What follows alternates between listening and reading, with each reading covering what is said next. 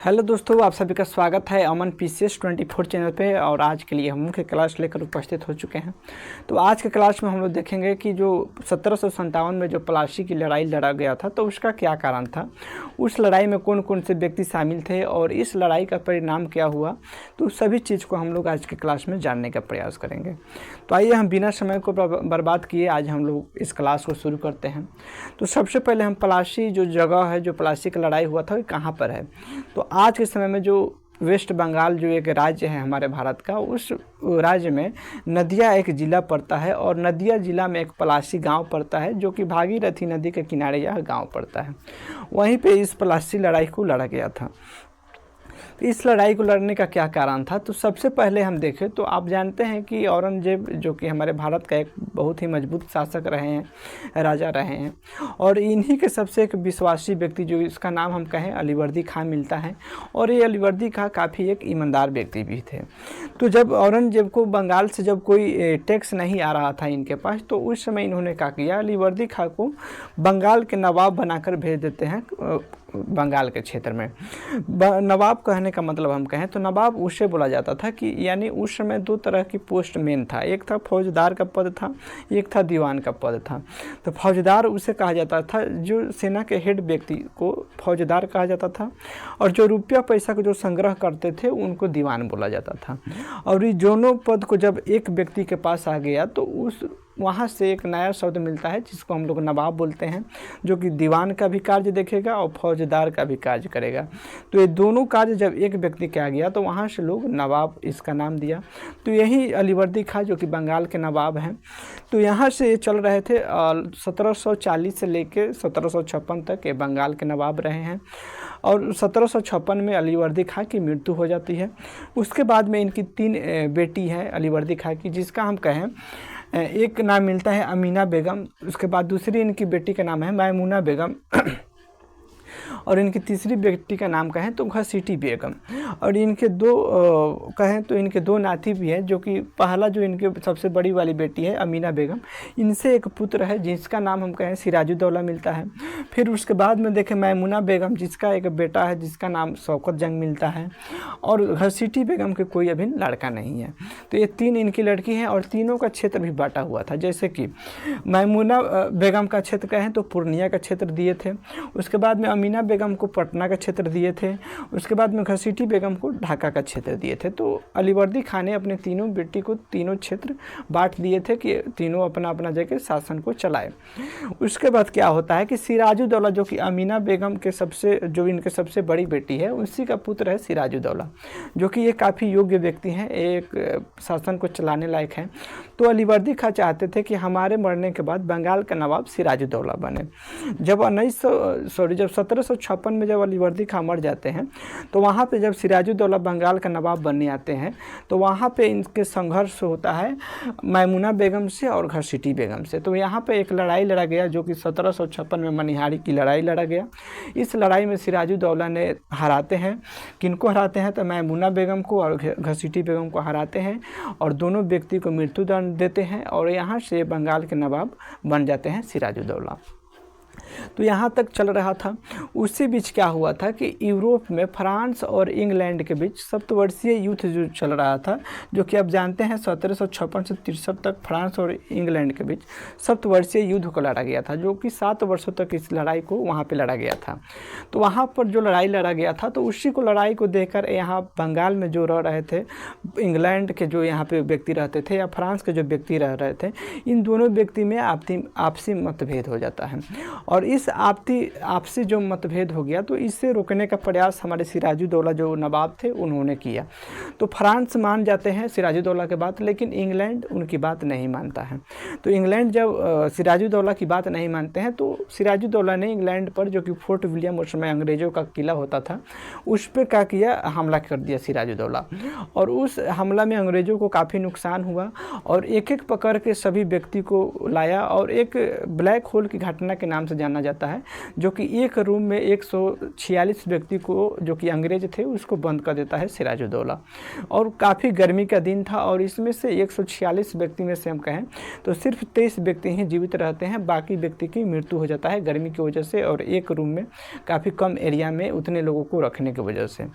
और बाकी जो मेन अधिकारी थे जो इंग्लैंड के या अंग्रेज के जो मेन अधिकारी थे वो लोग एक नदी जो कि हम कहें कि एक नदी मिलता है हुगली नदी के फुल्टा द्वीप पर, बाकी जो अंग्रेज के अधिकारी थे वहाँ पे वो लोग चले जाते हैं और वहाँ से वो लोग समुद्र के माध्यम से वो मद्रास पहुँच जाते हैं।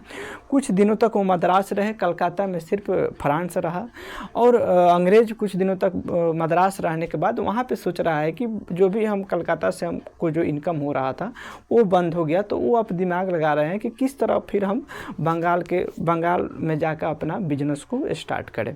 तो वो एक संधि मिलता है जो कि अलीनगर के संधि के नाम से जाना जाता है, जो कि सिराजुद्दौला और अंग्रेज के कुछ अधिकारी के बीच संधि होता है कि फिर से हम बंगाल में अपना व्यापार या बिजनेस करना चाहते हैं, आप अनुमति दीजिए। इस सिराजुद्दौला से इस तरह की संधि करके सिराजुद्दौला को भी लग रहा था कि आखिर अंग्रेज भी था तो कुछ ना कुछ हमको इनकम इनसे आ रहा था, क्योंकि इनकम ये लोग बिजनेस करते थे तो कुछ ना कुछ इनकम या टैक्स के रूप में ये लोग राजा को दे रहे थे। तो उस समय सिराजुद्दौला को भी लगा कि कोई बात नहीं, ये लोग बिजनेस वाले व्यक्ति हैं, अगर ये आते हैं तो इससे हमको ही कुछ फ़ायदा होने वाला है और इस संधि को मान लेते हैं, अंग्रेज़ों को परमिशन दे देते हैं। फिर से फोर्ट विलियम जो किला था वो अंग्रेज़ों को लौटा दिया जाता है और फिर वहाँ से अंग्रेज अपने बिजनेस और व्यापार को वहाँ से स्टार्ट कर देते हैं। उसके बाद से अंग्रेज़ों ने ये सोच लिया था कि जब तक सिराजुद्दौला बंगाल में है, जब तक मेरा या हमारा बंगाल में कुछ भी करेंगे तो नहीं करने देगा सिराजुद्दौला। तो वहाँ से क्या करता है, अंग्रेज़ों ने एक दिमाग लगाना शुरू किया कि जो भी सिराजुद्दौला के मेन व्यक्ति था, जो कि हम कहें एक मेन सेनापति जिसको हम लोग मीर जाफ़र के नाम से जानते हैं, जो कि ये सिराजुद्दौला का मेन सेनापति था। क्या किया अंग्रेज़ों ने, इन्हीं को अपने पक्ष में मिला लेते हैं सिराजुद्दौला के सेनापति को, और इनके कुछ बैंकर थे जिसको जगत सेठ के नाम से जाना जाता था, उनको भी काफ़ी गिफ्ट शिफ्ट रुपया देकर उसको भी अपने पक्ष में मिला लेते हैं। और ऐसे करके अंग्रेज़ों ने लगभग पूरे 1 सालों में जो भी सिराजुद्दौला के मेन व्यक्ति थे उस सभी व्यक्ति को अपने पक्ष में मिला लेते हैं कुछ गिफ्ट शिफ्ट देकर। उसके बाद जब अपने पक्ष में मिला लेते हैं, सिराजुद्दौला के जो भी व्यक्ति थे उनको जब अपने पक्ष में मिला लेते हैं, उसके बाद से क्या करता है, 23 जून 1757 को अंग्रेज द्वारा फ्रांसी बस्ती चंद्रनगर पर फिर से हमला कर देता है अंग्रेज। यानी उनको पहले से पता था कि जब सिराजुद्दौला के मेन व्यक्ति को जब अपने पक्ष में मिला लेते हैं तो अब सिराजुद्दौला अकेला कुछ नहीं कर पाएगा, तो इस वजह से वो फिर फ्रांसी का जो चंद्रनगर में जो किला था उस पर अंग्रेज़ों ने हमला कर दिया। उसके बाद से जब इस घटना को सिराजुद्दौला ने सुना या जाना तो काफ़ी आश्चर्य रह गया, क्योंकि पहले उसी कुछ दिन पहले इन लोगों को ये खदेड़ा था बंगाल से, और फिर जब दोबारा जब कुछ संधि की वजह से जब फिर ये आए फिर और इस तरह से जब हरकत किए तो फिर सिराजुद्दौला इन पे हमला करते हैं, जो कि 23 जून 1757 को यह एक लड़ाई लड़ा गया, जो कि यह एक मिली भगत था लड़ाई, जिसमें हम कहें कि सिराजुद्दौला के जो भी सेनापति थे वो अंग्रेज़ों के पक्ष से अंग्रेज़ों के पक्ष से मिले हुए थे पहले से, और इसमें सिराजुद्दौला को कुछ भी पता नहीं था कि हमारे जो भी सेनापति है वो अंग्रेज़ों से मिला हुआ है।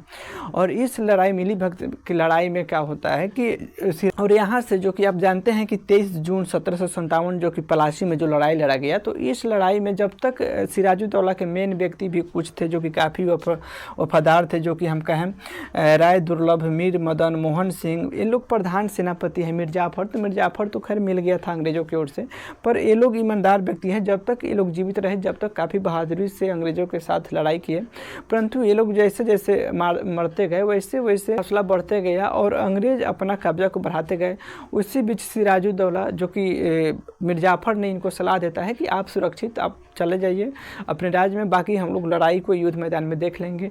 और जैसे ही वहाँ से सिराजुद्दौला निकलता है, वहाँ से उन लोगों की पहले से ही पूरी फिक्स प्लानिंग थी और वहाँ पे ये लोग अपना जीत का अंग्रेज़ों ने अपना जीत का उत्सव मनाया। और यहाँ पर सिराजुद्दौला एक कक्ष में आराम कर रहे थे या विश्राम कर रहे थे। वहीं पर अलीवर्दी खां के एक बेटा जो कि सिराजुद्दौला जब अपने कक्ष में आराम कर रहा था तो वहाँ पे कोई भी ही उनके सिराजुद्दौला के जो भी गार्ड उठ थे वहाँ पे नहीं थे। तो मीर जाफ़र के बेटा मीरन जो कि इनकी हत्या कर देता है इनके सोए हुए अवस्था में, और वहाँ से बंगाल के नवाब पद ख़त्म हो जाता है। और यहाँ से बंगाल का नवाब जो कि इनके ही सेनापति जो अलीवर्दी खां थे वो बनते हैं, जो कि 30 जून 1757 को मीर जाफ़र बंगाल का नवाब बनते हैं, जो कि यह एक अंग्रेज़ों का हम कर सकते हैं कठपुतली था।